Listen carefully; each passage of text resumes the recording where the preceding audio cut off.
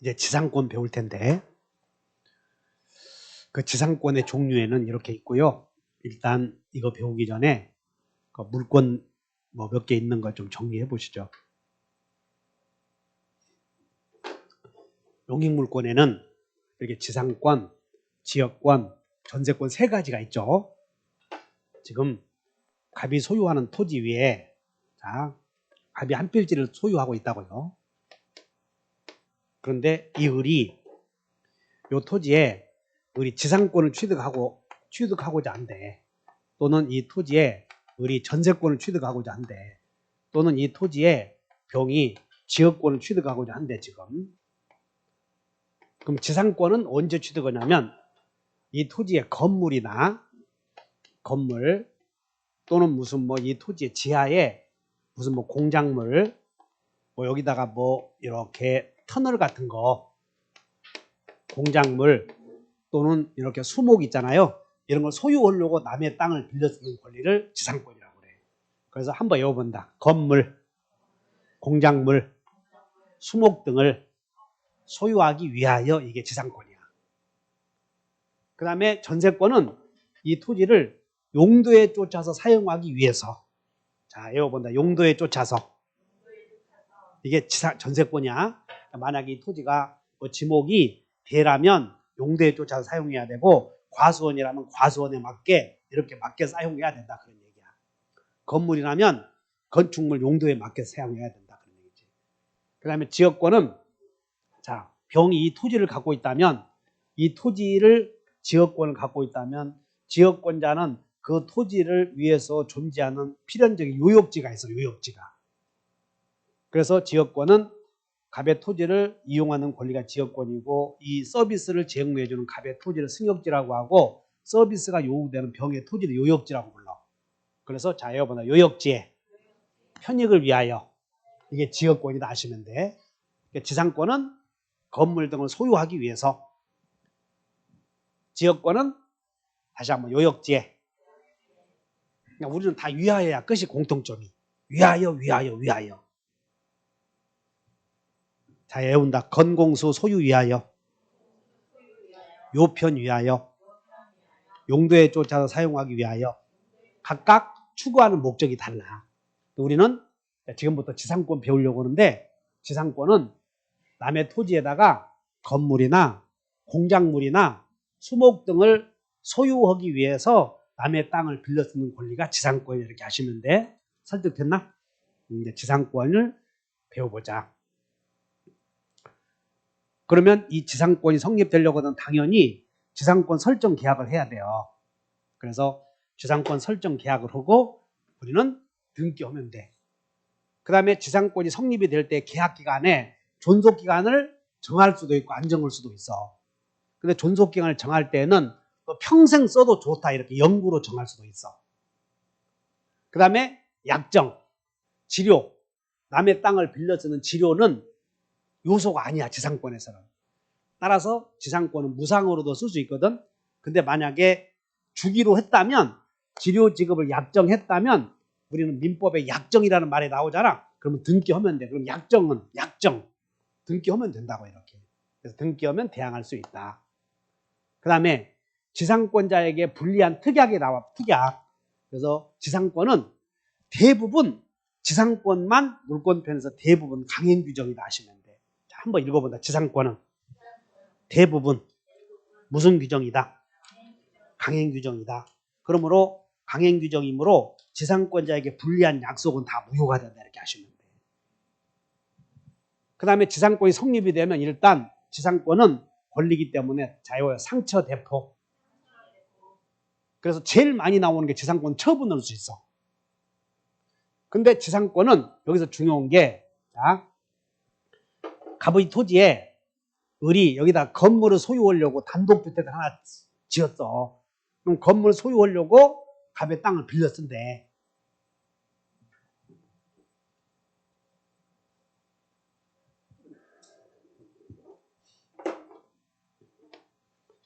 갑이 소유하는 토지에 을이 여기다가 건물 지어서 건물 지어서 소유하기 위해서 지금 땅을 빌려 쓴다고.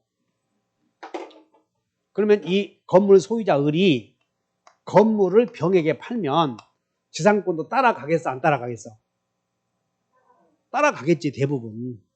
근데 을은 건물은 병에게 팔고 지상권은 자기가 남기기로 하는 경우도 있냐 그 말이야. 그래서 지상권은 따로따로 우리 배울 때 분리하여 그러면 뒤에 없다 외웠지? 그렇게 외워야 따른다. 분리하여 없다 해야 되는데 딱 하나 있는 게 지상권만 따로따로 가능해. 자, 여러분들 지상권은 따로따로 처분할 수 있다. 그것이 그 하나만 외우면 돼. 자, 넘기자. 지상권의 효력에서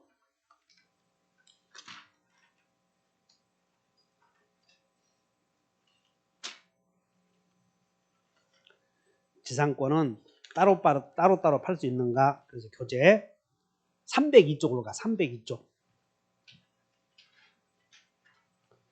302쪽에 그 밑에서 2번에 지상권의 처분 제목이 나오죠.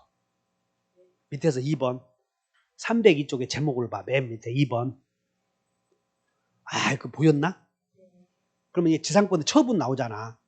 그럼 처분 나오면 뭘 물어보냐면 분리하여 할 수 있는가 이걸 물어본다고. 그래서 오른쪽으로 가보자. 303페이지에 303페이지 갔지? 그래서 맨 위에서 양가로 2번에 동그라미 2번 보면 네모쳐. 또한 지상권 역시 독립한 물권이므로 지금부터 네모쳐.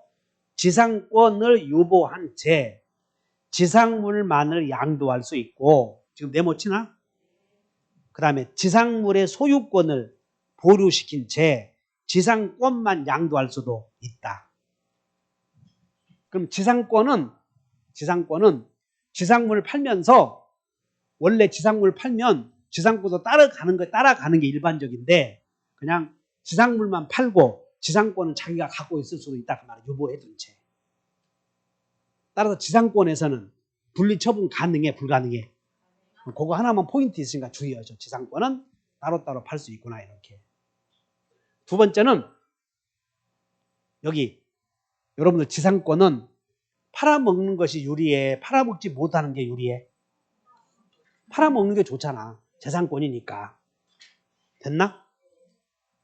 그런데 지상권은 대부분 강행규정이라고 그랬지? 그래서 지상권을 팔아먹지 못한다라고 특약을 했다면 그건 다 무효가 돼버려. 그래서 여러분들 책에 307페이지를 가. 307페이지에 밑에서 양가로 4번을 봐. 밑에서 양가로 4번 봤더니 307 오른쪽 많이 눈이 맨 밑에서 4번에 찾았나? 한번 읽어본다. 편면적 강행규정. 그러니까 편면적이다 가로해 보시고 중요한 것은 강행규정이야. 강행규정. 그럼 강행규정은 무슨 뜻이냐면 무효요 무효. 지상권에 반하는 특약. 그럼 요거야. 편면적이다 그 말은 여기 봐. 이 지상권에 관한 규정은 강행규정인데 따라서 강행규정에 반하는 특약은 무효가 돼. 근데 이 특약의 효력 중에 지상권자는 경제적 약자지. 그래서 편면적 강행규정이란 경제적 약자를 보호하기 위한 규정이므로 경제적 약자에게 유리한 약정은 유효, 경제적 약자에게 불리한 약정은 무효다 그런 뜻이야. 편면적이란 메모에 편면적에다가 밑줄 그시고 메모하시면 경제적 약자에게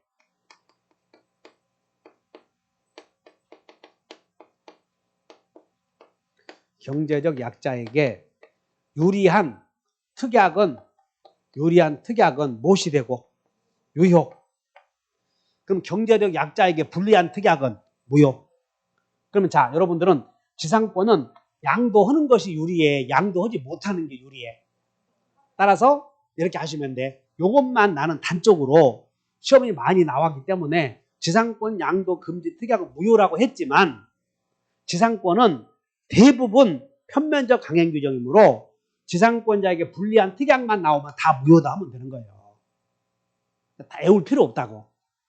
그러면 지상권 양도 금지 특약만 무효인 게 아니고 지상권 편에 나와 있는 규정 중에 지상권자에게 불리한 약속은 다 무효가 된다 하시면 돼. 설득돼? 근데 대표적인 게 요게 맨날 나오는 거야. 요게 지상권 양도 금지 특약은 무효다 이렇게. 설득됐지? 그 다음에 이 지상권은 점유하고 있으므로 점유권에 기한 물권적 청구 인정이 돼. 지상권은 소유권과 같이 상린권이 있다고 상린권. 그 다음에 지상권은 지상권에 기한 물권적 청구권이 있어. 지상권의 침해가 되면.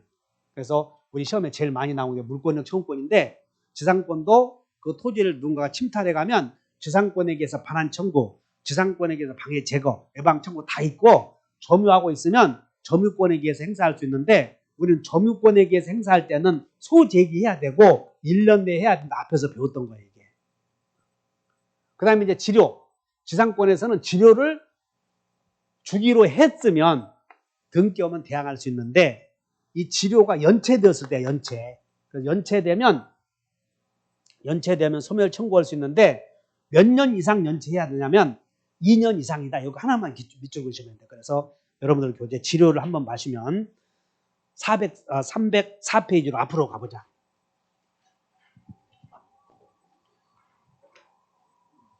304페이지에 위에서 양가로 3번에 지료 체납의 효과 보이나? 그럼 거기서 동그라미 1번 보면 밑에 해설판 동그라미 1번 판례 지료 지급 연체가 양도 전후에 걸쳐 이루어진 경우 양수인에 대한 연체기간, 자 지금부터 밑으로 보시죠. 양수인에 대한 연체기간이 2년이 되지 않는다면 밑줄 보시면 돼. 지금 3번에 동그라미 1번이다. 어디 하는지도 모르기 말고 양가로 3번에 조문 밑에 동그라미 1번 보면 그 2년 보여요. 2년? 그러니까 2년 찾으면 돼. 2년. 그럼 여기 봐. 이게 뭔 얘기냐면 지금 갑의 토지를 을이 지상권을 갖고 있는데 지상권의 연체기간이 몇 년 연체하면 소멸 청구할 수 있냐면 2년이야. 2년. 근데 이 새로운 소유자와 계약을 체결했는데 여기서 을이 1년 연체하고 있는 동안에 1년 동안 지상권자가 지료를 지급하고 있지 않는 동안에 소유자가 여기서 병으로 변했대. 병으로. 그리고 병으로 새로운 소유자가 나타나서 또 1년 연체했거든. 그러면 지상권자가 지료를 연체한 기간은 총 2년 아니야? 2년?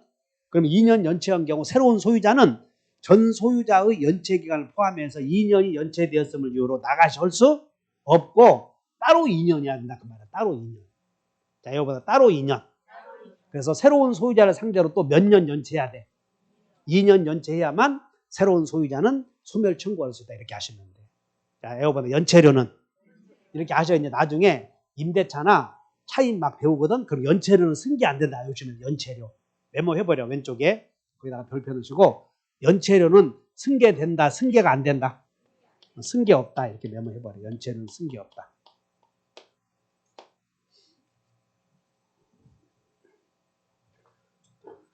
그 다음에 이제 지상권의 존속기간이 만료되었어요.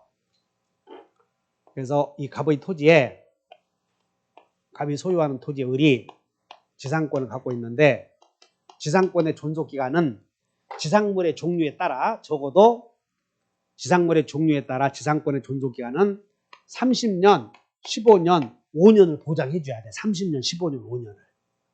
그래서 여기다가 건물을 소유하기 위해서 지상권이나 건물을 소유하기 위해서 지상권을 취득했다면 30년을 보장해 줘야 돼. 근데 어느 30년의 기간이 만료돼. 30년의 기간이 금방 간다고. 만료돼서.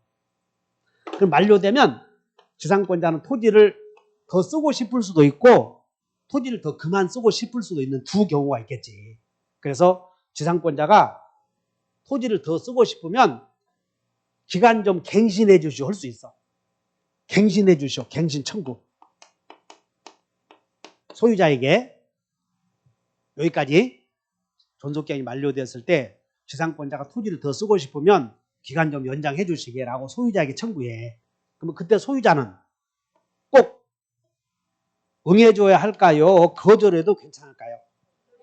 거절해도 괜찮아. 응해야 한다고 한다면 소유권을 침해하니까. 그래서 거절하면 못 해주겠다 거절하잖아. 그러면 이 건물 철거해야 되잖아, 지금. 그래서 지상권자에게도 카드를 하나 갖고 있어야 돼. 그래서 갱신 청구했더니 거절당하지? 자, 따라서 다 좋다. 사과. 이렇게 할 수 있어. 그래서 갱신을 청구했더니 지상권 설정자가 거절하면 지상물 사과시 올 수가 있다고. 그러면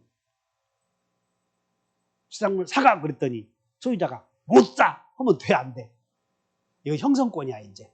지상물 매수 청구는 무슨 권? 형성권. 그래서 이렇게 사과시효에서 이렇게 된다. 기간이 만료되면 갱신을 청구해. 그러니까 설정자가 거절하거든? 그럼 거절하면 가만히 있어야 돼. 사과시효 해야 돼. 지상권자의 지상물 매수 청구권이 있는데 이것은 청구권이겠어? 형성권이겠어? 형성권은 의사표시 있으면 사과해야 되는 거예요. 여기까지 이해 갔나? 또 하나는 기간이 만료되었을 때 지상권자는 그냥 이제 그만 쓰고 싶어, 인생도. 그러면 그만 쓰고 싶으면 어떻게 하면 돼? 그만 쓸란다 하면 되지. 기간이 만료되면 그만 쓸란다. 그럼 이때 남의 물건을 빌려 쓰는 사람은 다 원상회복해서 토지를 원래 상태로 되돌려줘야 돼. 그러면 토지를 그만 쓰고 싶으면 지상권자는 지상물을 다 철거하거나 수거해서 원상회복해줘야 된다고. 여기까지 생각나?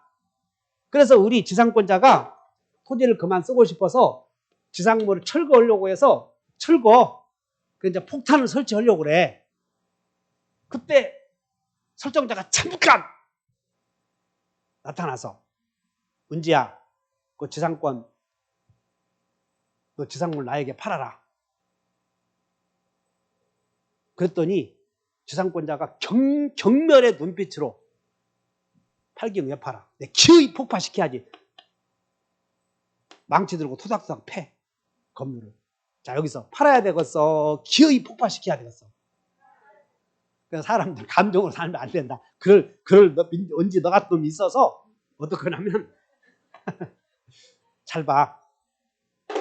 설정자가 지상권자가 더 쓰기를 원하지 않으면 지상권을 원상 회복해야 되고 다 수거해 가야 돼. 그때 수거해 가려고 할 때 설정자가 파시오 한다고. 그럼 팔아야 돼. 기어이 폭파시켜야 돼. 그것을 그래서 지상권자의 지상물 수거를 해야 돼. 원상 회복 기간이 만료되면. 그때 지상권자가 지상물 수거하고 원상 회복하려고 했더니 설정자가 지상물 파시오 오거든. 그럼 팔아야 돼. 철거해야 돼. 팔아야 돼. 따라서 자, 여기서 물어보는 게 다음 중 지상권자와 설정자. 그러면 여러분들이 이제 이러면 설정자가 누구지? 나중에 저당권 배울 때 설정자가 누군지 막 헷갈리거든. 자, 이거 봐. 소설 쓴다. 한 번 더. 설정자가 소유자야. 그거 외울 것도 없다. 소유자가 설정해 주니까.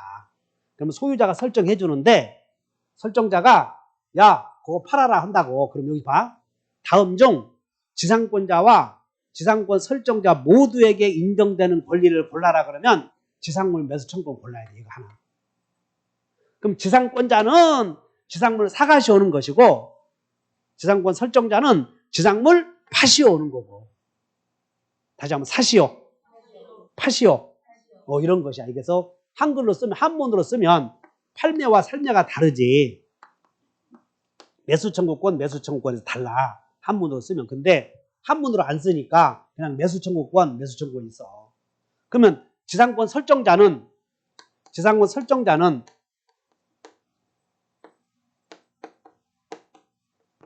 이런 매수 청구권이겠어, 이런 매수 청구권이겠어. 위에 선비가 보이지, 선비. 여기 선비 보이잖아. 선비는 사드냐, 팔아먹기만 하더냐. 글보는 놈들이 없으니까 팔아먹기만 하잖아.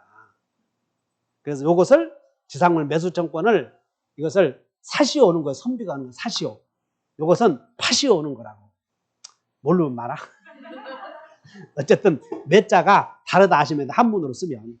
그래서 매자가 다른데 한글로 쓰면 같은 거요. 그럼 결론이 다음 중 지상권자와 설정자 모두에게 인정되는 것을 골라라. 그럼 뭘 골라야 돼? 지상물 매수 청구권을 고르면 돼. 그 다음에 이제 지상권은 소멸 사유는 여러 가지가 있는데 우리는 지상권과 지역권은 소멸시효에 걸려. 그냥 두 개만 해봐요. 지지는 걸린다. 시작. 소멸시에 의해서 소멸되는 물권이 두 개 있어. 그 두 개가 지상권, 하나는 지역권. 그럼 전세권은 소멸시에 걸리는가? 우리 시험에 나온 적이 없어, 그런 것들은.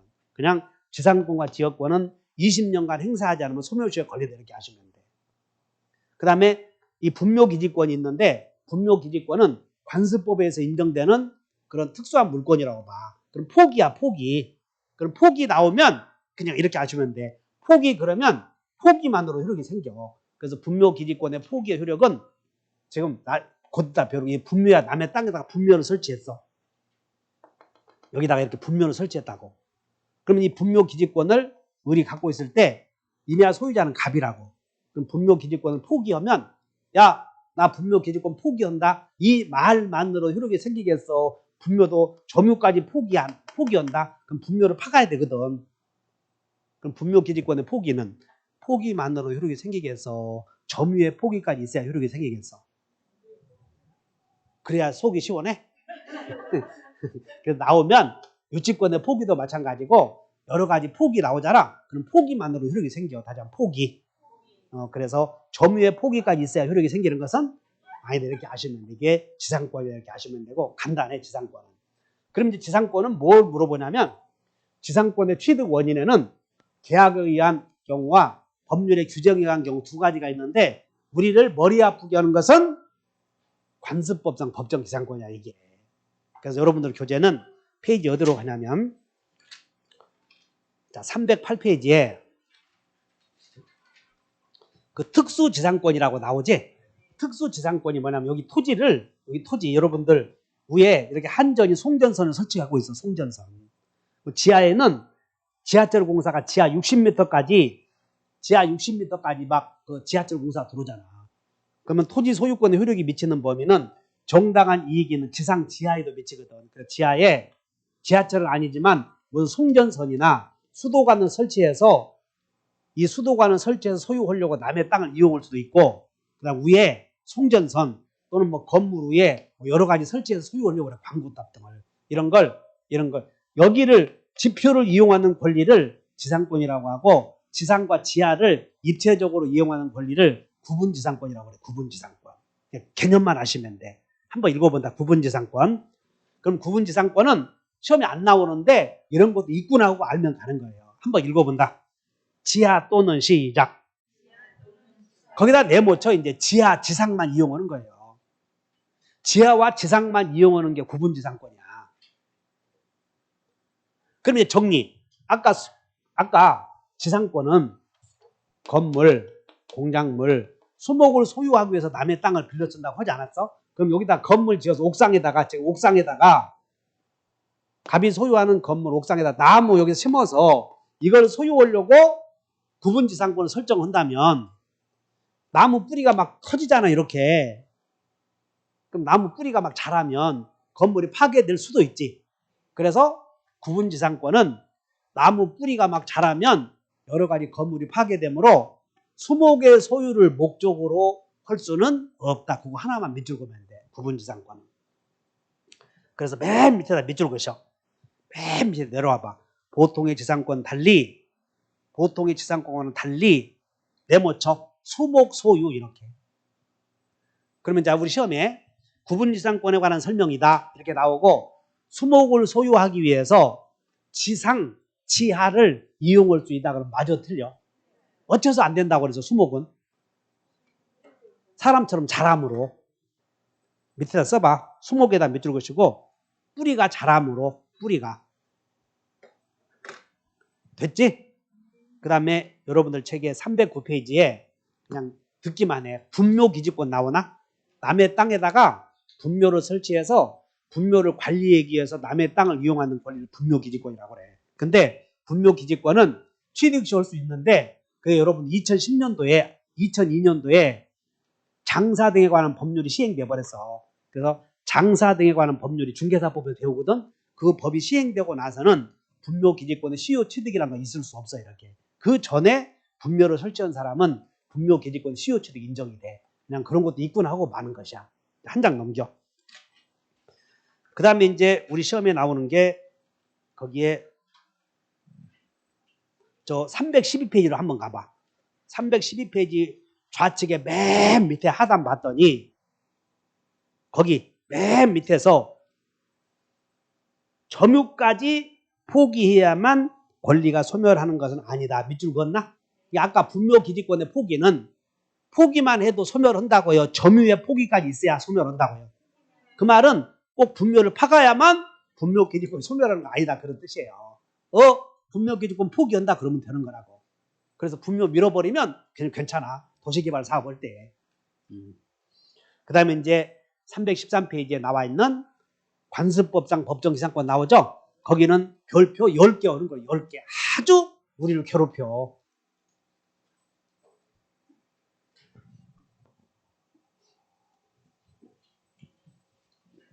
그러면 여기 한번 봐. 갑이 토지도 갖고 있고 건물도 갖고 있어. 이렇게. 근데 이 상황이 어떤 사정에 의해서 우리 민법은 토지와 건물은 독립된 부동산이므로 별개의 거래의 대상이 될 수 있어. 근데 이 갑이 단독주택을 팔 때는 계약서에 단독주택을 팔 때 매매계약서 쓸 때 보면 건물에 표시도 해야 돼. 계약서에. 표시, 소재, 지번, 지목, 면적, 경계, 좌표 이런 걸 표시해야 된다고 계약서에. 그러면 건물을 매매계약할 때는 건물만 표시하는 게 아니고 대지도 표시해. 그래서 토지와 건물을 팔 때는 일체로 하나로 파는 것이고 그 매매의 대상은 2개다 하시면 되고 다만 계약서는 따로따로 쓰는 게 아니고 한 개에다 작성하는 것은 일괄 신청이라고 그러잖아.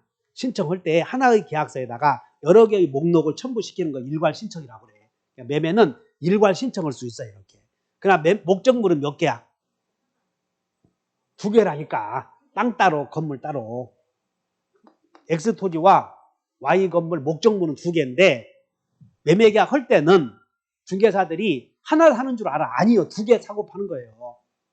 그러면 야 나는 건물만 매매계약 했는데 그럼 땅은 어떻게 할래? 땅은. 건물만 샀으면 땅은 어떻게 하냐고. 문제가 생기지? 그래서 계약서에다는 매매계약서에다는 토지의 표시, 건물의 표시 2개고 합쳐서 매매대금 5억 이렇게 기재하더라고 일반적으로. 그러니까 세금 낼 때는 다 따로따로 관리해. 건물은 누가 관리해? 건물은 지방세 아니야. 토지는 누가 관리하고? 국가. 어떻게 지적법 배우면서 그렇게 하는 거라고. 그럼 토지는 국가가 소유하는 게 좋겠어? 개인들에게 나눠주고 세금 받는 게 좋겠어? 그러니까 민주주의가 좋은 나라라고. 참부 북한처럼 공산주의는 다 국가가 소유하고 있으면서 땅세 받는 것보다 땅값 비싼 데 있잖아. 그 비싼 데 종로에다가 소유하게 하고 그 세 받으면 그것이 그래서 민주주의가 발전하는 거예요. 땅세 받는 게 좋지 국가가 가만히 갖고 있어서 뭐 할 거야 그거. 어쨌든 간에 이런 상태에서 우리는 결론이 뭐냐면 따로따로 매매가 가능하다 이렇게 하시면 돼요. 근데 이 상태에서 토지 소유자는 가만히 있는데 건물 소유자만 이렇게 을로 바뀌었대. 그러면 우아래가 달라졌잖아. 우아래. 그러면 이 우아래가 달라졌다면 건물 소유자 을에게는 토지를 이용할 권리가 인정되지 않는다면 토지 소유자가 건물 소유자에게 철거하라 그러면 꼼짝없이 철거해야 돼. 그래서 이런 경우가 문제가 생긴단 말이야. 그래서 이 을에게 토지를 이용할 수 있는 권리를 우리 관행으로 인정해 주었는데 그것이 관습법상 법정지상권이다 하시면 돼. 그러면 관습법상 법정지상권 성립되려고 어떤 요건을 갖춰야 되냐면 여기 봐. 지금 갑이 토지 건물을 갖고 있다가 을에게 팔 때는 따로따로 판다고 그랬어요. 한꺼번에 판다고 그랬어요. 일반적으로. 한꺼번에 판다고 그랬지. 그런데 그러지 않고 따로따로 파는 경우도 있겠어 없겠어? 있어. 그래서 어떻게 팔았냐면 땅만 팔아먹었대. 이렇게 을에게. 땅은 매매계약을 했는데 건물에 대해서는 매매계약을 하지 않았어. 그리고 땅을 매매하면서 건물에 대해서는 매매를 하지 않았는데 매매계약 체결하면서 건물은 철거하네 마네 이런 특약은 없었다고. 그래서 그때 인정해 주는 게 갑에게 이 토지를 이용할 수 있는 권리를 관습에서 인정하는 지상권이라고 해서 관습법상 법정지상권이라고 그래. 그럼 관습법상 법정지상권이 성립되려거든. 첫째, 자, 이거 우아래가 동일인 소유. 그러니까 대전제가 우아래가 동일인 소유였다가 어떤 사정으로 달라지게 되죠. 둘 중에 하나가. 그러면 자, 이거보다 처분행위나 경매시 우아래가 동일인 소유일 것. 지금 대전제가 관습법상 법정지상권이든 법정지상권이든 항상 우아래가 동일인 소유였다가 우아래가 소유자가 달라지게 되는 것이야. 그것이 법정지상권이라고. 다시 한번 동일인 소유였다가 우아래의 소유자가 같아져 달라져. 그때 인정해 주는 게 법정지상권이야. 간단하다고. 다시 한번 동일인 소유였다가 우아래 소유자가 달라진다. 그때 건물 소유자에게 인정해 주는 것이 관습법상 법정지상권이야. 그러면 우아래 동일인 소유였다가 우아래의 소유자가 지금 달라지잖아. 이렇게. 그럼 달라지게 된 이유가 주로 처분행위에 의해서 달라진다는 것이야. 처분행위. 매매 등의 처분행위 또는 강제 경매 시에 달라져. 그래서 우아래가 달라지게 된 이유가 하나는 건물만 매매할 수도 있었죠. 그래서 건물은 매매해서 달라졌는데 토지는 그대로 있어. 그래서 매매계약 체결할 때 우아래가 동일인 소유였고 등기할 때 우아래가 달라지면 건물 소유자에게 인정해 주는 권리를 관습법상 법정지상권이라고 그래. 자, 이제 외워본다. 처분행위 시 동일인 소유. 간단하게 외워줘야 돼. 자, 메모해버려. 313페이지에 위에서 성립요건 나오지? 그래서 메모에 성립요건이 복잡해. 그냥 성립요건. 자, 1번. 1번에다가 처분행위. 처분행위나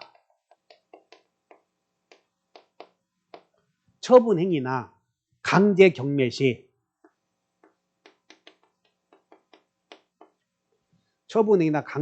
시 우아래가 동일인 소유일 것. 처분행위나 강제 경매 시 우아래가 동일인 소유일 것. 이렇게 하나만 써놓으시면 돼. 처분행위나 강제 경매 시 우아래가 동일인 소유일 것. 이렇게 해도 되고 우아래의 소유자가 동일인 것. 이렇게 해도 돼. 둘째.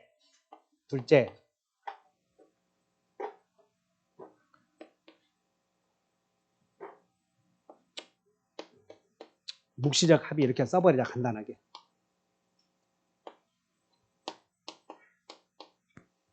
명시적 합의, 묵시적 합의 이렇게만 써놔가면 이제 문제가 해결이 돼.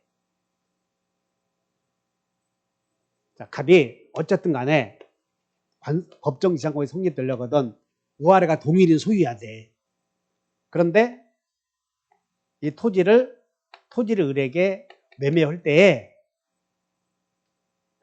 건물 소유자에게 토지 사용에 관한 명시적 합의가 아니라, 자, 읽어본다. 묵시적 합의. 묵시적 합의가 존재해야만 인정해 주는 것이 법에서 인정하는 법정지상권이야. 만약에 자, 여기 보자. 건물 소유자가 갑에게 바뀌면서 토지 소유자는 갑인데 건물 소유자가 이렇게 달라졌어. 이렇게 달라졌다고. 그래도 우아래가 달라졌잖아. 어쨌든 간에. 그럼 달라질 때 갑과 을 사이에 토지 사용에 관해서 임대차 계약을 토지 사용에 관한 임대차 계약을 체결했다면 갑과 을 사이에서는 토지 사용에 관한 약정이 존재하잖아. 그럼 명시적 약정이 있으면 그건 명시적으로 해결해야 되지. 법이 개입되면 안 된다는 것이야. 따라서 명시적 약정이 있으면 그냥 약정에 의해서 해결해. 근데 명시적 약정이 있어야 돼. 명시적 약정이 없어야 돼. 그래야 관행에 의해서 인정해 준다 그 말이야. 따라서 여기 봐라. 이 상태에서 자, 우아래가 동일인 소유였다가 건물을 을에게 팔아먹으면서 건물에 대해서 철거한다, 만다, 또는 토지를 사용한다, 만다. 그런 약속이 있어야 돼. 한 번은 약속이 없어야 돼. 결론이 건물을 철거하네 마네 아무런 약속을 안 했다면, 아무런 말을 안 했다면 토지 소유자와 건물 소유자 사이에서는 건물을 철거한다, 토지를 빌려 쓴다 이런 말을 안 했다면 갑과 을 사이에서는 묵시적으로 그래? 건물 소유자에게 토지 사용에 관한 묵시적 합의가 있다고 인정될 수 있다. 그래서 인정해 주는 것이 관습법상 법정지상권이다. 이렇게 이해하시면 돼. 설득돼? 따라서 두 사람 사이에 약속이 있어버리면 그냥 약속에 의해서 해결되는 거예요. 자, 한 장 넘겨. 한 장. 315페이지에 4번 봐. 당사자 사이에 건물을 철거한다는 약속이 있어야 돼, 없어야 돼? 그러니까 이 말은 약속을 해버리면 거기다 써봐. 특약 동그라미, 특약 동그라미. 특약 동그라미 쳤나? 그러면 특약에 의한다 해버립니다. 특약에 의한다. 즉 무슨 얘기냐면 갑이 여기 보자. 갑이 이런 상태에서 토지를 을에게 증여하면서 증여계약 증여계약을 하면서 증여계약 속에 위 건물은 철거하기로 한다 이렇게 단서 달았어. 갑이 토지 건물을 갖고 있다가 토지를 을에게 증여하면서 건물을 철거하기로 약속을 했다면 철거해야 돼. 철거 안 해도 괜찮아. 특약이 있으면 특약에 의한다니까. 따라서 토지와 건물의 둘 중에 하나의 소유자가 달라질 때 건물 소유자와 토지 소유자 사이에 무슨 말을 해야 돼? 말을 하지 않아야 돼? 아무 말을 안 해야 되는 거예요. 토지나 건물의 소유자가 달라질 때 건물에 대해서 더 이상 아무런 말을 하지 않으면 건물 소유자에게 토지를 사용하게 하겠다는 묵시적 합의가 있다고 볼 수 있어. 그래서 이거 해석상 인정되는 거야, 판례가. 따라서 명시적 합의가 있으면 된다, 안 된다? 명시적 합의대로 정해지는 거지. 명시적 합의가 있으면 그 약속은 그대로 해결되는 거다, 그런 얘기야. 묵시적 합의가 있는 것으로 봐야지. 그냥 관습은 아무런 말이 없으면 관행에 의해서 인정되는 게 관습법상 지상권 이렇게 이해하셔야 돼.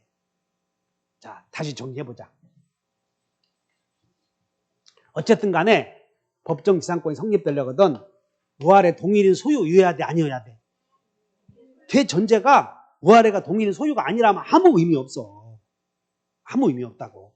그래서 자, 이때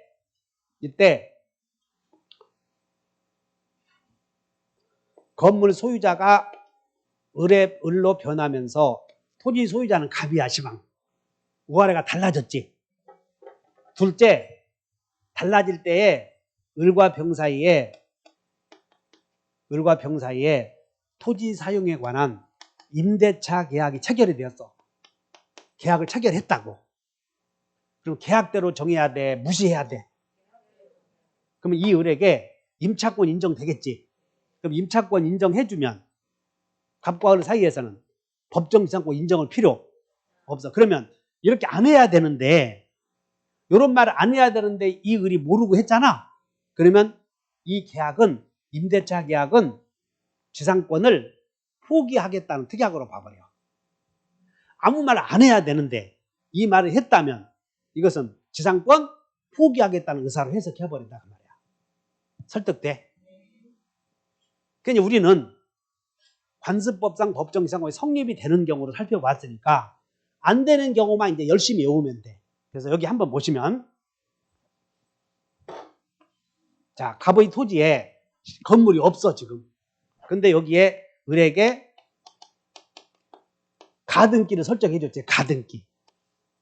그러면 가등기는 나중에 본등기에서 소유권 취득한다고 하는 의미를 주잖아. 그래서 이 상태에서, 잘 봐, 이 상태에서 가등기가 성립되고 이렇게 건물을 지었지, 갑이.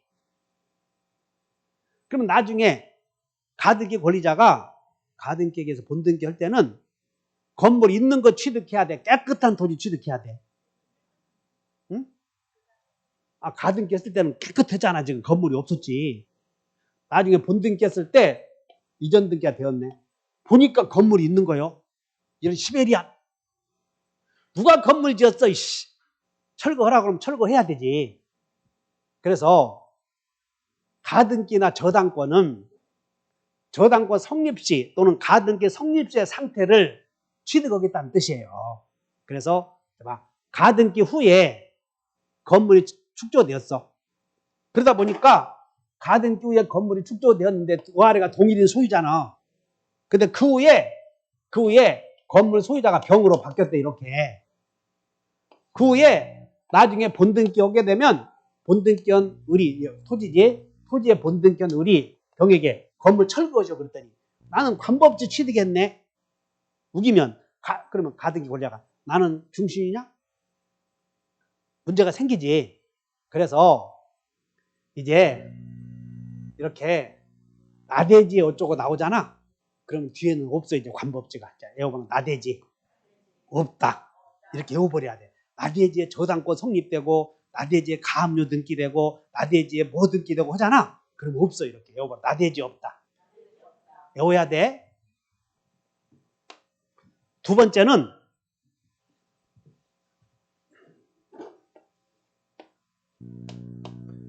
위아래가 동일인 소유인데 을이 토지도 사고 그 다음에 건물도 샀어. 이렇게 함께. 토지도 사고 건물도 함께 샀는데 근데 토지에 대해서는 등기를 했으나 건물에 대해서는 미등기인 관계로 등기 없이 지금 점유하고 있어. 그러면 등기 안 했으므로 을이 점유하고 있는 이 토지는 건물은 가벼가 아니야. 지금 설득돼? 지금 이 상태에서 을이 건물을 넘겨받아서 점유하고 있으나 실제 소유자는 진짜 소유자는 갑이요. 오케이? 그럼 갑이 건물 소유자잖아. 근데 갑이 토지와 건물을 싹 팔았으니까 갑에게 관습법상 지상권 인정을 필요 없잖아. 이 경우. 오케이? 정신 안 차려? 다 차리고 있는데요. 눈이라도 껌뻑거려봐 조금. 그게 이게 가만히 있으니까 내가 긴장되잖아 이게. 그래서 이 상태에서 잘 봐. 을이 토지와 건물을 함께 사서 이 상태에서 건물에 대해서는 등기를 안고 살고 있는 상태에서 토지가 이렇게 넘어가. 토지가. 그러면 토지 소유권이 넘어갈 때 위아래가 동일인 소유였어? 아니었어? 아니었잖아. 그래서 앞으로 함께 이렇게 나오잖아. 그럼 뒤에는 관법지 없어. 이렇게 외워야 돼. 다시 함께 구입. 여러분들 요약집 있으면 참 좋을 텐데 요약집 안 사니까. 어쨌든 알아서 써. 그냥 고생하시고. 어디다 메모하냐면 메모해버리자. 그냥. 여러분들이 책에다가 지금 관습법상 법정지상권 성립되었냐 안 되었냐 이렇게 나오니까 그 메모해버려. 앞에다가. 그 313페이지. 그 교재 313페이지에 메모해. 그래서 거기다가 뭐라고 써냐면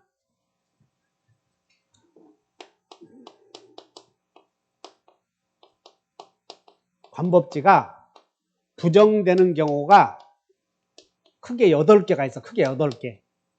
관법지가 성립이 부정되는 게 여러분들이 이거 6개다. 6개. 크게 몇 개? 6개가 있는데 이게 시험에 여러분들이 이걸 외워놓지 않으면 나중에 외워놓지 않으면 이게 관법지 성립되냐 안 되냐 나오잖아. 그럼 한번 읽어보고 다시 왔다가 왜 이러지? 다시 왔다가 왜 이러지? 그러다가 있잖아. 5번 왔다 갔다 했는데 못 풀잖아. 그럼 그때부터 얼굴이 빨개지는 거예요. 부해 나가지고 시험 떨어져 버려. 그래서 이걸 딱 기호를 외워놔야 돼. 자, 외워보면 나대지. 이런 말이 나오잖아. 그럼 뒤에는 관법지 성립하지 않는데 이렇게 와야 돼. 나대지. 자, 한번 외워보면 나대지. 그 다음에 함께 이런 말이 나오지. 그럼 관법지가 없어. 나대지 함께 이렇게. 그 다음에 여러분들 신탁 등기가 뭐냐면 내 건물을 담보로 잡히고 소유권을 넘겨줘. 그걸 밑에다가 신탁 등기 처리해. 그러면 신탁자인 수탁자를 보호해줘야지. 그래서 신탁 등기가 하고 나서 지금 이 갑의 대지에 신탁 등기가 돼. 그럼 신탁 등기가 되고 나서 건물에 대해서 신탁 등기가 되고 나서 위아래가 달라지지? 그러면 신탁 등기를 보호해줘야 되잖아, 수탁자를. 그래서 이 사람에게 관법지 인정해버리면 나중에 경매할 때 누가 소유자가 나타날 수가 없어. 그래서 신탁 등기 나오면 그냥 신탁 등기만 보아야 돼. 신탁 등기 후 이런 말이 나오잖아. 그러면 관법지 없다 외워버리면 돼.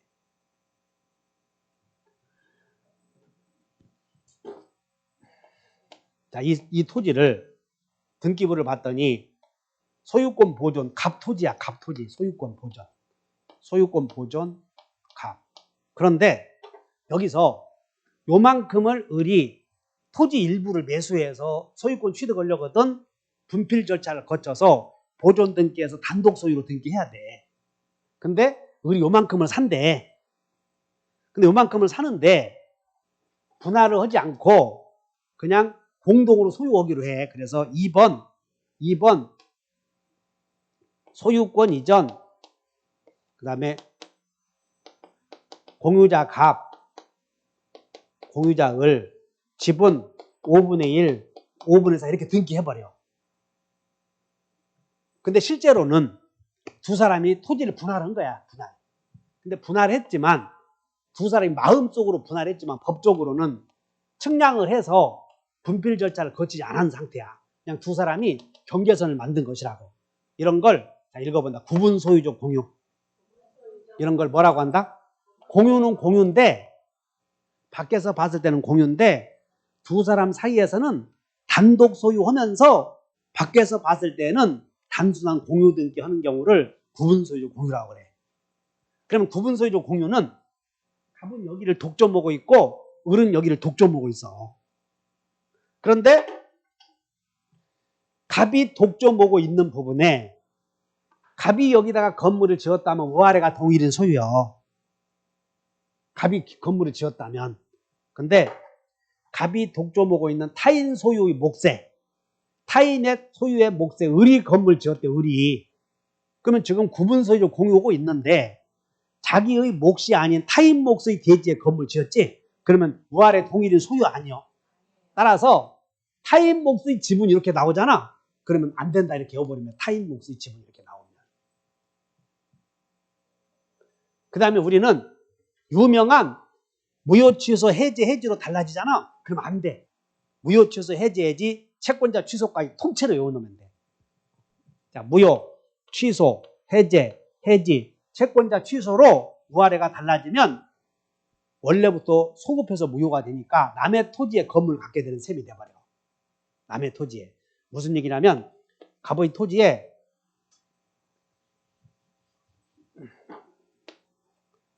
자, 갑의 토지를 을이 샀대. 근데 을이 사서 을이 건물 지었대 이렇게. 근데 나중에 갑이 토지를 매매계약을 무효 취소 해제로서 위아래가 달라져 버렸잖아. 매매계약이 무효 취소 해제로. 그러면 원래부터 갑의 소유에 을이 건물 지은 셈이 되잖아. 위아래가 동일인 소유가 아니었지? 그래서 이때는 관법지 안 된다는 거예요. 그러니까 무효 취소, 해제 해지, 채권자 취소는 다 소급해서 무효가 되니까 이때는 관법지 안 된다 이렇게 외우면 돼. 그 다음에 위아래가 달라지게 된 이유가 여러분들 도시개발 사업하면서 토지를 수용할 때 수용 방식도 있고 환지 방식도 있잖아. 그래서 환지나 환매나 지분 처분으로 위아래가 달라지면 이때는 관법지가 안 되는데 이게 뭐냐면 자, 갑과 을이 이 토지를 갑의 지분이 5분의 4, 을의 지분이 5분의 1이야. 근데 5분의 4 과반수 지분을 갖고 있는 갑으로부터 을이 건물 지었대. 을이. 갑의 동의를 얻어서 이 상태에서. 근데 이 상태에서 과반수 지분에 갖고 있는 갑의 동의를 얻어서 을이 건물 짓고 나서 이 지분을 을이 A에게 팔았대. 이렇게. 지분을 팔았어. 그럼 여기 봐. 지분을 팔았을 때 공유물에 대하여 지상권을 설정한 행위는 이제 여기서 나와. 공유물에 대한 지상권 설정 행위는 보존행위, 관리행위, 처분행위 어디에 해당을 해? 응? 자, 여기다 선량은 처분행위다. 됐지? 주상권 설정은 처분행위야. 그러므로 이 을이 A에게 이 토지를 팔아서 을에게 이 을이 이렇게 팔아서 토지 소유자가 달라질 때 이렇게 팔아서 을에게 지상권을 인정하려거든. 갑의 동의도 얻어야 돼. 지상권 설정하는 건 전원의 동의를 얻어야 됩니다. 따라서 갑의 동의를 얻어서 지었어도 나중에 누군가에게 지상권을 설정해 주려거든 또 다시 전원의 동의가 있어야 돼. 근데 전원의 동의 얻지 않고 우아래가 달라졌지? 그러면 법지가 안 된다는 거예요, 이게. 따라서 지분 처분이라는 말이 나오면 아까 공유물 분할의 경우에는 관법지가 되었어. 근데 지분 처분이라는 말이 나오면 안 된다 이렇게 외워야 돼. 자, 한번 외워본다. 환지환매 지분 처분. 이런 말이 나오면 관법지 성립하지 않는다 이렇게 외워. 그 다음에 이제 여기 우아래가 달라질 때는 그렇고 건물을 철거한다고 약정했으면 철거 약정을 지켜야지. 다만 여기서 중요한 건 건물 철거 약정을 한다든가 임대차 계약을 체결했다면 특약을 지켜야 되는데 이제 문제는 이거야. 이게 가운데 여기 한번 보시면 갑이 토지 건물을 갖고 있다가 토지를 을에게 이렇게 증여를 해. 그러면 동일인 소유였다가 토지 소유자가 달라지잖아. 그러면 건물에 대해서 아무런 말을 안 했다면 건물 소유자에게 인정해 주는 것이 관법지거든. 근데 토지를 증여하면서 이 계약서에다가 구 건물은 철거한다 이렇게 썼어. 철거. 그러면 구 건물을 철거한다고 약속을 했으면 법정지상권 주장하면 안 되잖아. 그런데 뭐라고 되냐면 구 건물을 철거하고 그 자리에다가 새 건물을 신축해서 소유하기로 한다 단서 달았어. 그러면 이 건물은 철거돼 이 자리에다가 다시 건물 지어서 갑이 소유하기로 했다면 갑에게 법정지상권 인정해줘야지. 그때는 인정해준다는 거예요. 이렇게 인정해줘. 그래서 관법지가 부정되는 경우 크게 이렇게 해서 8가지가 있어요. 8가지. 한번 이제 외운다. 나대지 없다. 함께 없다. 그 다음에 신탁. 외워야 돼. 나대지. 함께. 신탁. 타인목. 무효취소 해제. 그 다음에 환지환매 지분처분. 철거특약. 임대계약. 이렇게 해서 열심히 외워봐. 다음 주에. 다음 주에 이거 안 외워놓으면 오늘 하나만 한 거라고. 관습법정 법정지상권. 그런 내용들을 여러분들 책에 쭉 쓰여 있어. 지금 쭉. 자, 314페이지 한번 가보자. 314페이지 위에서 4번 봐. 4번. 4번 봤더니 다 보면 안 돼. 함께라는 말이 나와. 4번에 토지 소유자가 건물의 처분권까지 함께 취득했다 나오냐고. 함께 동그라미 쳐놓고 뒤에 봐. 결론은 없다 나오잖아. 이런 게. 밑줄 그었어요? 그 다음에 여기서 이제 강제 경매인데 여러분들 강제 경매는 언제냐면 빠졌으니까 5번에다가 강제 경매 밑줄 그으시고 5번에 강제 경매. 그럼 강제 경매 이렇게 밑줄 그으시고 강제 경매는 이렇게 메모해. 맨 앞등깃이 이렇게 맨 앞등깃. 강제 경매의 경우에는 맨 앞등깃에 우아래가 동일인 소유해야 된다. 이렇게 메모하셔.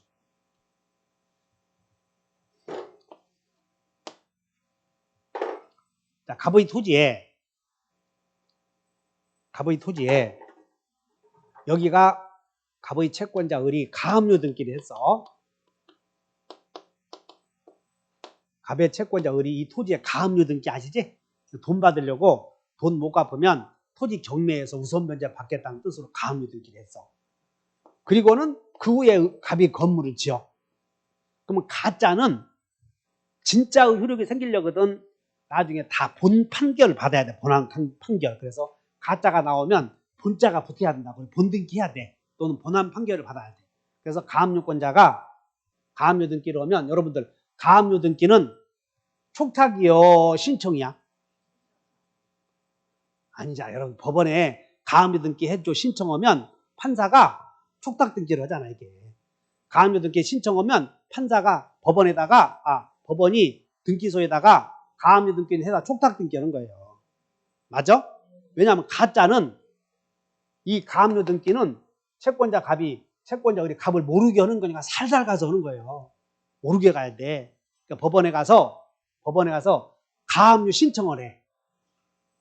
그럼 가압류 신청하면 법원이 바로 가압류 신청하는 순간 등기소에다가 빨리 등기해달라. 촉탁 등기를 한다니까.